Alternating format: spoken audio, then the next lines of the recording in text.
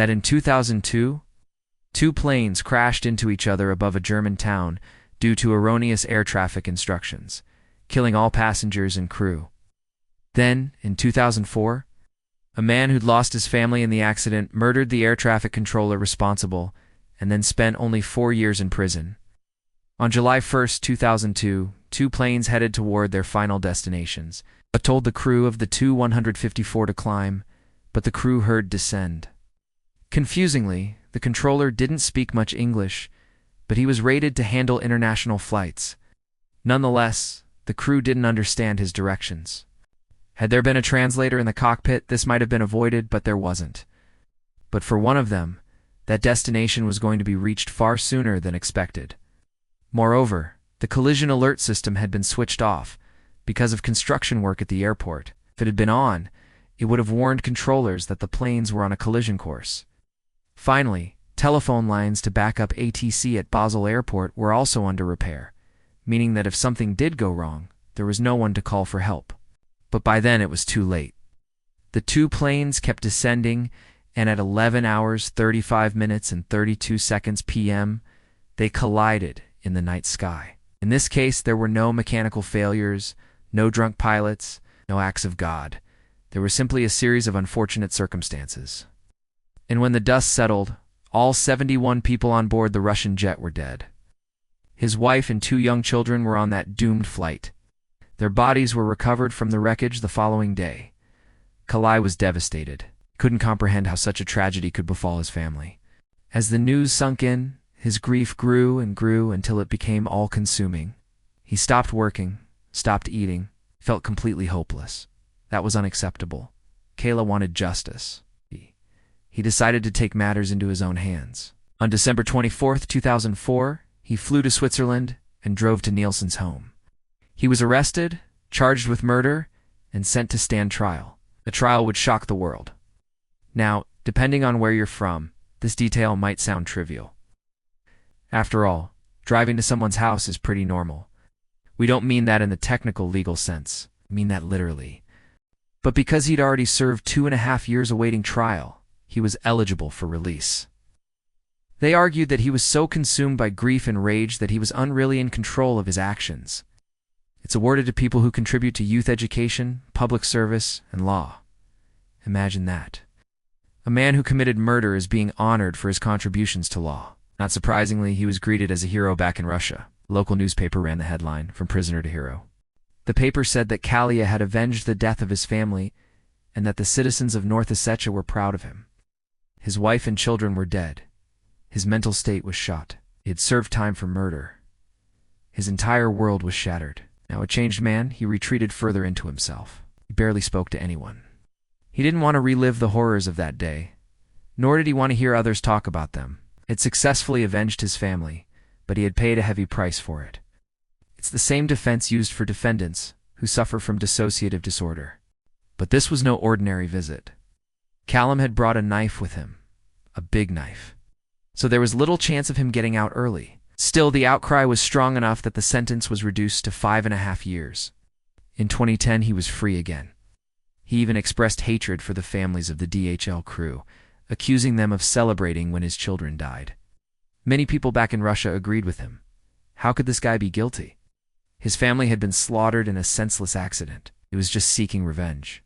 They remember it every year on July. The world calls it the Überlingen mid-air collision. Once of the 71 people who lost loved ones that day, it will always be known as the day the skies fell. The rest is a horrifying matter of physics. Nielsen opened the door and thought he was about to enjoy a quiet Christmas with his family. But that was not the case. Calais, dressed in black, entered the house and confronted Nielsen's wife and children. Nielsen came in just in time to see his children and neighbors lying dead on the floor, victims of a merciless attack. Kalia then approached the final victim. "Why did you kill my family?" he asked the controller, according to witnesses. Nielsen tried to answer, but Kalia cut him off. He plunged a 10-inch hunting knife into the controller's chest, killing him instantly. Kayla saw a TV report claiming that the crash was entirely the fault of the Russian pilots. Worse yet, the Russians received only $22,000 to $26,000 in compensation for each dead child. That's roughly $31,000 in today's money. For a wealthy Russian family, that's insulting. For a poor one, it's basically nothing.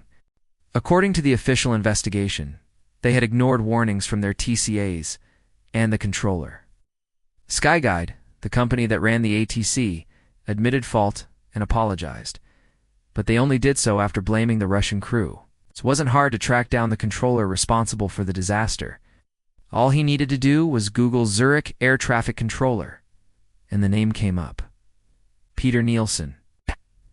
Nielsen, the killer controller, was living in relative peace in Switzerland, still working as an air traffic controller, still earning good money.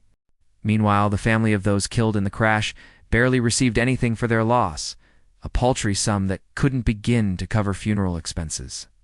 Skyguide said that the Russian crew made multiple mistakes and acted incorrectly.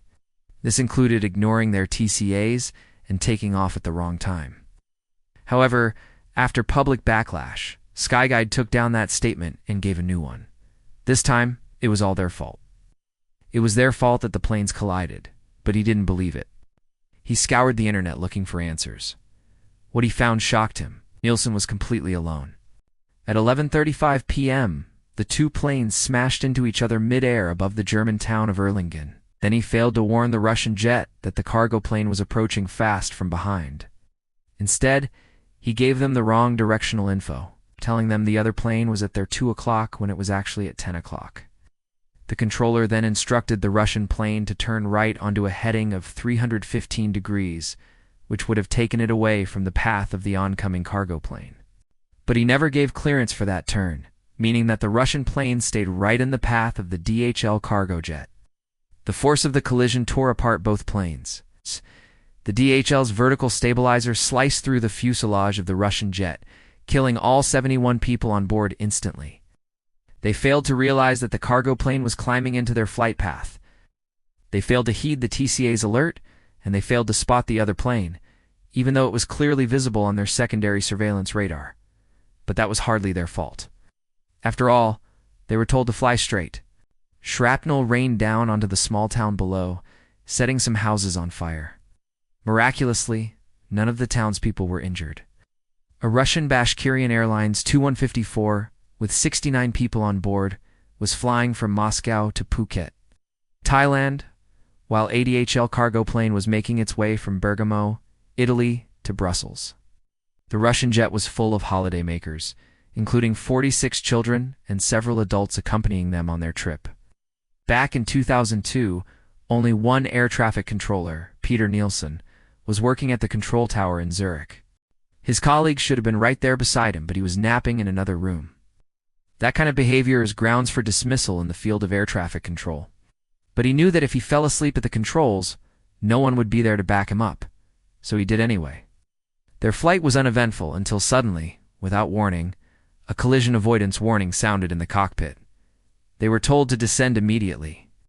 At the same time, the Swiss air traffic controller responsible for the area issued the same instruction to the cargo plane. As the planes descended into each other, the captain ordered power to all engines to try and gain altitude. But it was too late. But the pain was only just beginning. To see why this disaster is one of the most controversial ever, stay tuned for more. First, let's set the scene. Critical radar systems were out of commission due to scheduled maintenance, leaving controllers without vital information about incoming aircraft. And he started making mistakes. First, he asked the cargo plane to drop down to 3,400 feet to avoid turbulence, which reduced his margin for error. For reasons that are still unknown, the Russian crew didn't seem to notice any of this. Then, in the last seconds before the collision, the captain yelled, "Pull up! Pull up!" suggesting that he realized just too late that the planes were on a collision course. Now, normally in cases like these, we tend to look for one person to blame, a smoking gun, a moment of negligence that caused everything to go horribly wrong. Of course, that led to anger, grief, confusion, and eventually, for some, a desire for vengeance. Enter our anti-hero Vitaliev, an architect from North Ossetia, Russia. But then something strange happened. He learned that the controller responsible for the incident had given incorrect instructions to the Russian crew. But somehow no one seemed to care. By that point, Kaliev was desperate. He needed answers. He needed someone to blame, and then he found them. The next question, who was to blame? Jove knew exactly where to find it. It was almost like the controller got to live his life, while the parents buried their kids. Later that night, Calais came upon his target. Cops arrived soon afterward to find Kalia covered in blood, holding the bloody knife. Now, we'll tell you all about it right after. Calian's trial began in April 2006. He was charged with murdering Nielsen, but his lawyers argued that he was innocent by reason of insanity. In court, Kaliev showed no remorse whatsoever for his actions. Eventually, the jury agreed and acquitted him of murder, but they convicted him of manslaughter. He was sentenced to 8.5 years in prison. In 2007, the judge ruled that Kalia should be freed. In fact, he was so celebrated that authorities gave him the Order of To the Glory of Ossetia, the highest honor the region can bestow. When Kalia returned to Russia, the judge who had sentenced him insisted that the original sentence stand. He had no regrets about killing Nielsen. It was a very different man who walked out of prison that time. Meanwhile, the memory of the disaster lived on, haunting the families of the victims and the few survivors.